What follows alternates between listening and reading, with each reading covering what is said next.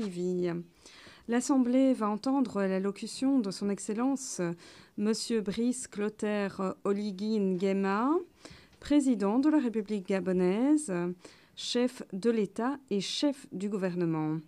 Je prie le protocole de bien vouloir accompagner son Excellence, que j'invite à prendre la parole devant l'Assemblée.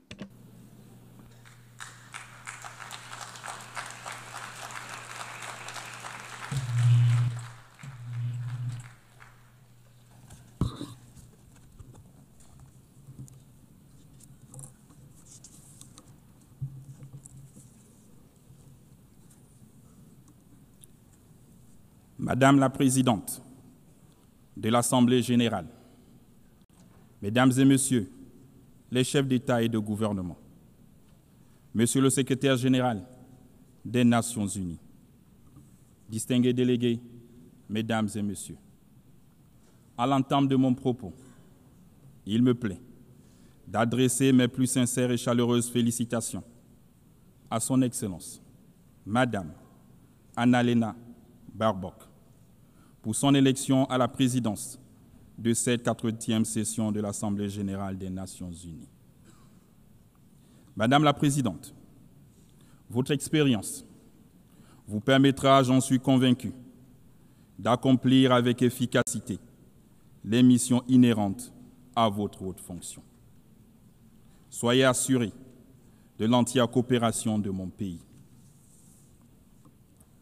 À Son Excellence, Monsieur Philemon Yang, votre prédécesseur, j'adresse mes compliments pour le remarquable travail accompli durant son mandat.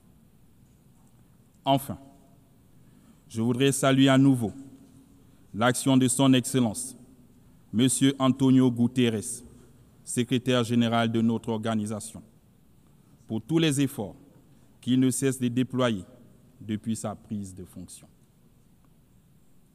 Le Gabon, mon pays, est particulièrement attentif à l'initiative ONU 80 qui vise l'efficacité opérationnelle face aux défis mondiaux et à la rationalisation des mandats au sein du système des Nations unies. Madame la Présidente, il y a un an, devant cette auguste Assemblée, en qualité de président de la transition de la République gabonaise, je présentais le processus politique entamé dans mon pays depuis le coup de la libération opéré le 30 août 2023. Au terme de l'élection présidentielle du 12 avril 2025, dont le processus et les résultats ont été unanimement salués par la communauté internationale, cette transition s'est achevée par mon investiture le 3 mai 2025, en qualité de premier président élu de la République gabonaise, établissant ainsi les bases de l'ordre démocratique. Comme vous le savez, le Gabon a connu une transition pacifique, exemplaire, marquée par l'inclusion de l'ensemble des forces vives de la nation.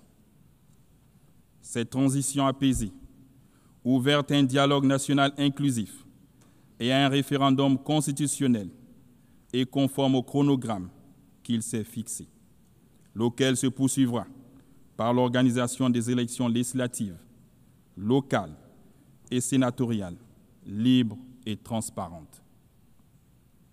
Pour ce faire, le premier et le second tour des élections jumelées, législatives et locales, se tiendront le 27 septembre et le 11 octobre 2025.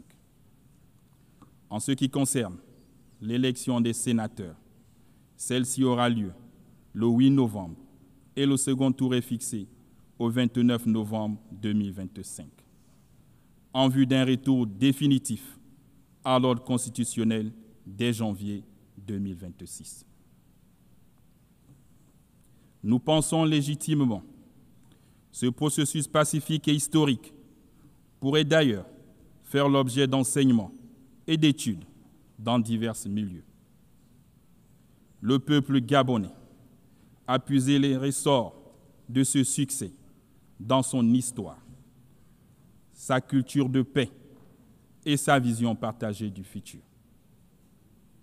C'est l'occasion pour moi d'exprimer au nom du peuple gabonais et au mien propre nos sincères remerciements à l'Organisation des Nations Unies pour son accompagnement multiforme.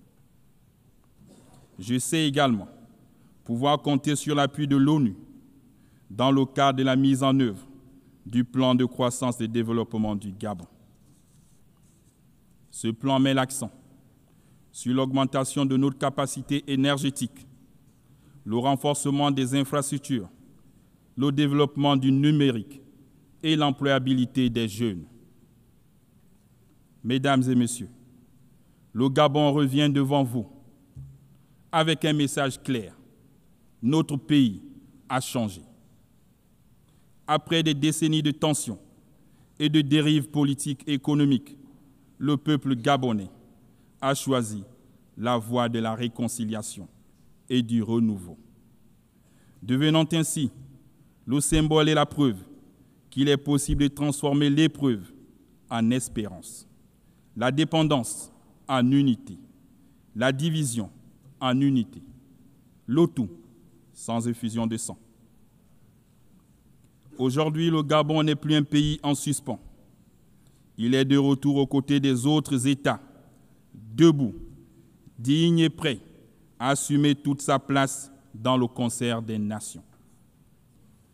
Le Gabon nouveau, digne d'envie, que mes compatriotes appellent de tous leurs vœux, signifie aussi que l'État gabonais doit désormais être au service de son peuple. Mais notre renaissance nationale serait vaine sans évolution de l'ordre international.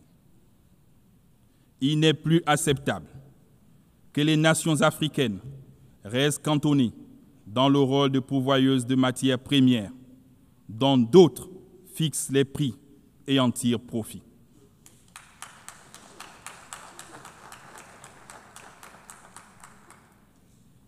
C'est donc le lieu pour moi d'inviter les investisseurs publics et privés à nous accompagner dans le cadre de partenariats gagnant-gagnant. Nous avons décidé de transformer nos ressources sur place, de créer des emplois chez nous, développer des filières industrielles africaines et dialoguer avec le monde sur des bases d'équité, de probité et de respect mutuel pour notre essor vers la félicité. Dans sa marche vers le développement, le Gabon, pays de paix et d'opportunités, continuera d'être une terre d'accueil pour tous ceux qui s'engagent à respecter nos lois, nos valeurs républicaines et à contribuer de manière exemplaire à l'essor national. Distingués délégués, Mesdames et Messieurs, cette 80e session de l'Assemblée générale ayant pour thème « Mieux ensemble, plus de 80 ans et plus pour la paix, le développement et les droits humains » se tient dans un contexte international marqué par des crises économiques, environnementales et sécuritaires qui appellent à un engagement collectif plus soutenu et plus ferme. Ceci est une invitation urgente à faire face à ces préoccupations, conformément à l'esprit et à la valeur de la Charte des Nations Unies. Mesdames et messieurs, le monde offre aujourd'hui un visage profondément différent, alors que l'humanité n'a jamais disposé d'autant de moyens technologiques pour assurer son bien-être. Jamais la paix et la sécurité internationale n'ont paru si fragiles et si menacées. Il est plus que temps que la paix règne sur la terre, et particulièrement en Afrique, si meurtrie par des conflits dont les donneurs d'ordre et financiers se trouvent hors du continent.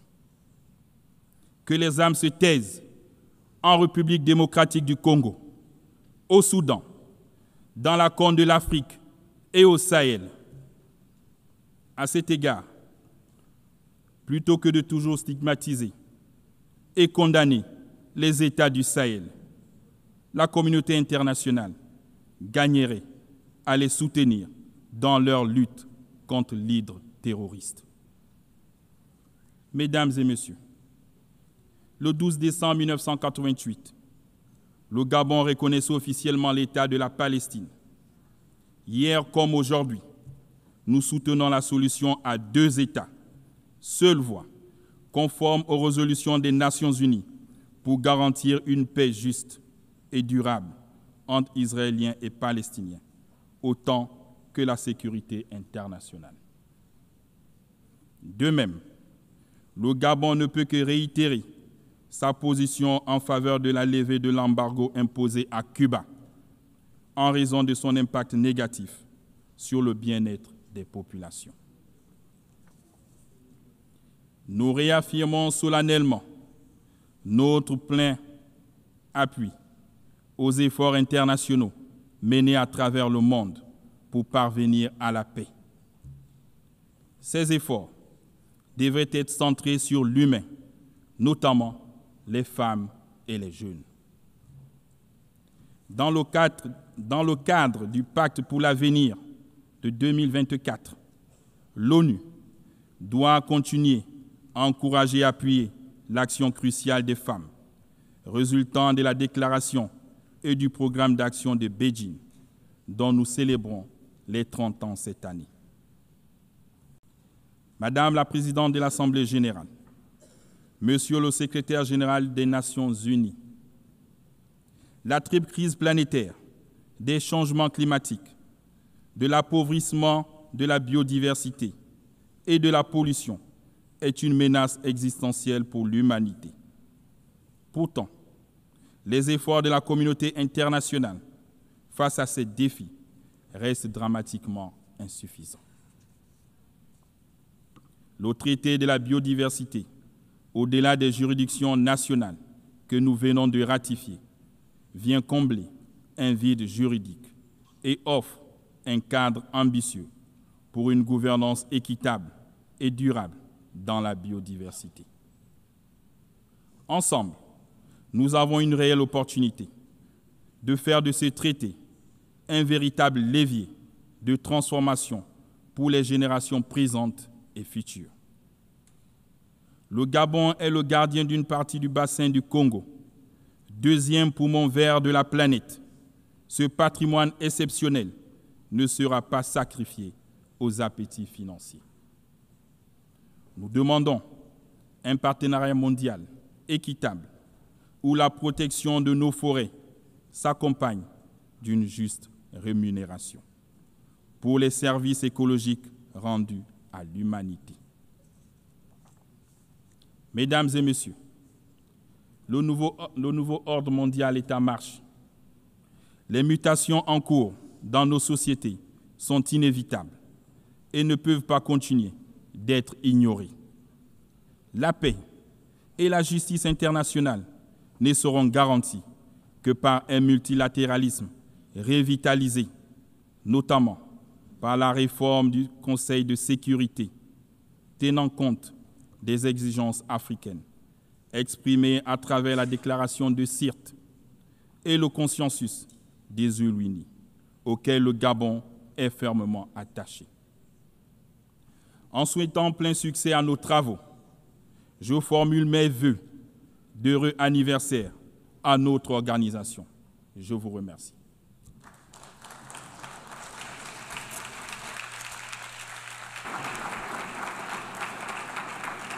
I thank you and happy. Je vous remercie. Je nous souhaite toutes et tous un joyeux anniversaire. Je tiens au nom de l'Assemblée générale à remercier le président de la République gabonaise, chef de l'État et chef du gouvernement